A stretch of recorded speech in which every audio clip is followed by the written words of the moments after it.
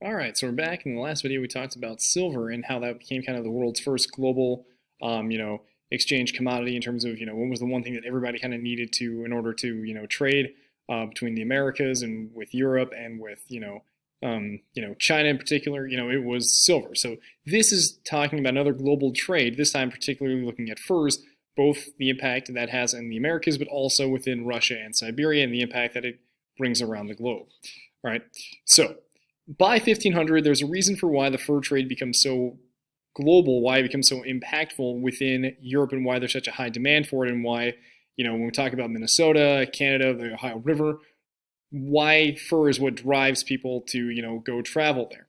And so by the mid 1500s or early 1500s, there's diminishing fur bearing animals in Europe. So you think about, your deer, your elk, other types of animals that just kind of exist within Europe that can provide furs because of the fact that you have that massive growing population. There's more agricultural expansion, so there's not a whole lot of places for animals to actually be located because you have a diminishing amount of forests. Not that they don't exist, but again, there's just a smaller and smaller number. On top of that, you have also what's called the Little Ice Age. So you also have this time period where the world is getting a little bit cooler. You have harsher winters for about the next 100, 150 odd years. I think it even goes a bit into the 1700s. That really puts in a high demand for the amount of furs being sold because, again, furs keep people warm with blankets, within clothing, jackets, things like that.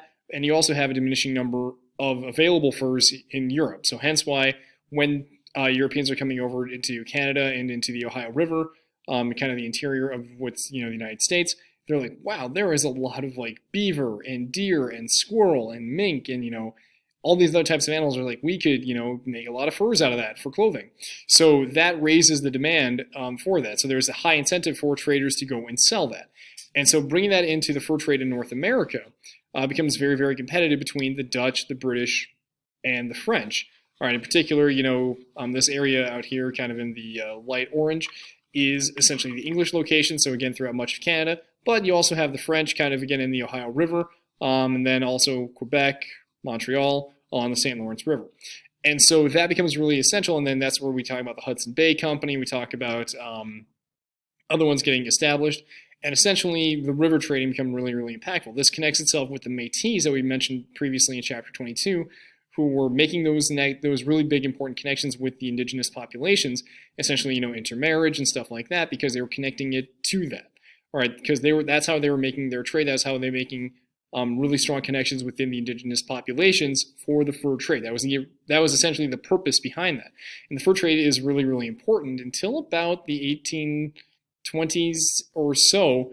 Part of that due to overhunting, but also as with America becoming an independent country and more people pushing into the interior, there's the switch over to or not necessarily plantation, but agriculture and homesteading, farming. So in Minnesota, for fur trade, which had been really important for the last, 150 odd years from like the mid 1600s till the early to mid 1800s, transforms as Minnesota becomes a United States territory, and more people come in, changing the relationship to the land and what's considered important, and their relationship to the indigenous populations. But anyway, this is what again draws in a very large number of Europeans, not necessarily for settlement purposes, but for trading posts. So again, we're not talking about people in Virginia. We're not talking about necessarily the settlement of New York City and the expanding like Massachusetts Bay Colony. But what ends up being brought in is people for the movement to the interior, trade with the indigenous populations, bring them to the fur post trading, and then selling it and moving it over to Europe. That's kind of the important, impactful stuff here. All right. So that's kind of what we talk about, even in the Russians getting on it within Alaska too. And so that becomes kind of a really big draw. And so part of that also is what's going to lead to the French and Indian, or the 7 Years' War, also known as the War for Empire, when we talk about the Ohio River Valley and George Washington being the cause of this massive conflict, partly because of fur trading and rights to territory and access to those things. All right, so the impact of that, so the actual hunting, trapping, and processing of most of the furs are predominantly done by the indigenous American Indians. All right, they're brought to the coastal settlements or the trading posts. Okay, you can kind of see where the forts here are scattered throughout North America. All right, and the Europeans then sell them to other people throughout Europe and other parts of the globe. In return for the furs, they give the American Indians guns, blankets, metal tools, alcohol, which obviously we talked about that having a very negative impact as well. But, again, there's those close connections, right? Because you can't make those connections if you aren't, having, close relationships with certain groups of people to do this work for you. All right, so this increases the amount of hunting that is being done for, again, the indigenous peoples, because they're like, oh, well, we get all this stuff from the Europeans and then later on the Americans. Let's keep this up. Let's keep doing this because they're going to give us all these goods in exchange for us doing the hunting for them. A nice little exchange of goods and commodities for them. All right, so the impacts that this has on North America for Native Americans. All right, some of the positives. They receive items that are considered of real value. So not just, blankets, but, as we said, guns, metal axes, copper pots, and tools for cooking and things like that. It strengthens their relationships with neighboring peoples who are similar to them, but also with certain European groups. The authority of the chief gets enhanced as a result of being able to now dispense the gifts that they're trading with the Europeans onto his people and onto his neighbors, supporting in neighboring groups. It also protects them from, the Europeans using them for other means, right? For enslavement, extermination, displacement, because there's a usefulness for them to do this stuff for the Europeans so that the Europeans don't do these other things like, oh, well, they're giving us all this stuff that we're making a lot of money on. So there's no need for us to move them off their land. There's no need for us to go to war with them, all right? Now, however, you get a lot of negatives that also come out of this as well, because the American Indians in North America are just like the ones, the Tano in the Caribbean, the Aztec and the Incas and other peoples as well throughout the rest of Central and South America. They also have essentially, because again, that time frame of, not being connected to Afro-Eurasia, they don't have the immune systems like the other peoples in the Americas, okay? So a lot of them, again, are dying as a result of smallpox, chickenpox, other types of diseases that the Europeans have some kind of immune system to, all right? This also leads to competition between different tribes for furs and also for hunting lands. So between the Ojibwe and the Dakota here in Minnesota, that's another example of that. So there is conflict and warfare fighting over hunting rights and things like that in order to get more goods, but also to maybe, if you have a history or past rivalry with other groups in the area, this could be a way to offset the balance and put this more in your favor and to hurt their prospects, their abilities, all right?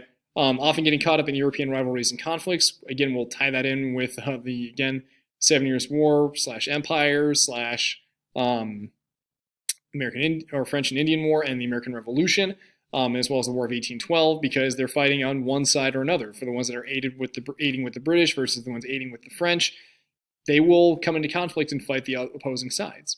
They also become dependent on European goods because they weren't able to make guns. They weren't able to make metal axes, copper pots on their own. So thus, in order to get more of these goods from the Europeans, they have to continually be willing to trade. All right, and then the addition of alcohol will lead to long-standing problems within indigenous peoples for a very long, long time. All right, so switching over to the Siberian fur trade, because you're not just talking about fur trades in the Americas, but also within Siberia, that big part of Russia that's really, really cold, that extends through much of the Asian part of the country. And so for a long time, this was also a major source of furs for Western Europe and the Ottoman Empire, and one big reason for why Russians are willing and pushing themselves out to extend further into Siberia as they're expanding their empire, because of the value of furs. It was occurring at the exact same time that the Europeans are moving into the Americas, but at the same time, you also have Russia expanding their territory further east for this same purpose, to get more and more furs out of this area because it brings in wealth to the Russian state. And then there's also a lot of people who are willing to go out into these areas, work with the native Siberian peoples, and become wealthy as a result of the extended trade. All right. So the consequences, again, very, very similar. Okay, exposure to diseases. The Siberians, as a result of the trade, become dependent on Russian goods and Russian languages. Essentially, this is what makes them more settled and less nomadic. As it ties it down, and the book goes into greater detail with that. Settlers are encroached on their native lands within Siberia, and again, that more of that influx and that forced syncretism within the Russian cultures, and the depletion of many of the species of fur-bearing animals. And that's also something that happens in the Americas as well that we didn't necessarily get to. All right. So some differences here between the two trades. So in North America, you have several European nations competing for the access to the fur trade. In Siberia, it's only the Russians. All right. And it's only them and the native Siberians getting the furs. They're not competing with indigenous peoples. They're not competing with other European states because, Russia is sovereign and no one is willing to go into Siberia to do it. All right. To obtain the furs, it's negotiation and trade with the indigenous peoples in North America. Within Siberia, it's them obtaining it for themselves. So there's more money for them to make and not lose, or other goods to lose, because they are the ones getting it, so thus they're going to see more of a profit. There's also a tax imposed by the Russian authorities, payable in furs for all Siberian men, to essentially force them to go out and go out and continually hunt to do that in order to pay up on taxes or to, get more furs for the Russian state. So this is kind of that impact. And again, it's at the same time that we're also seeing the silver trade, the advancement of exploration and all that inside of another type of global commodity beyond, silks and spices and silver and, precious, manufactured goods for furs to keep people warm. So that kind of wraps everything up here within chapters 21, 22, and 24. In chapter 23, we'll expand on other factors, other things going on in Europe at this time, including religious conflict and state development and differences a little bit within labor. And then we'll tie that and we'll connect some of the stuff back in with chapter 25 within the Atlantic slave trade, what's going on in Africa at this point, and then push that further into empire building and state development within East and Central Asia with the redevelopment of Japan and China, and also the Muslim empires in between China and Europe at this time. So this is where we're going to stop. And again, if you got questions, always feel free to ask me over messaging or in class as well.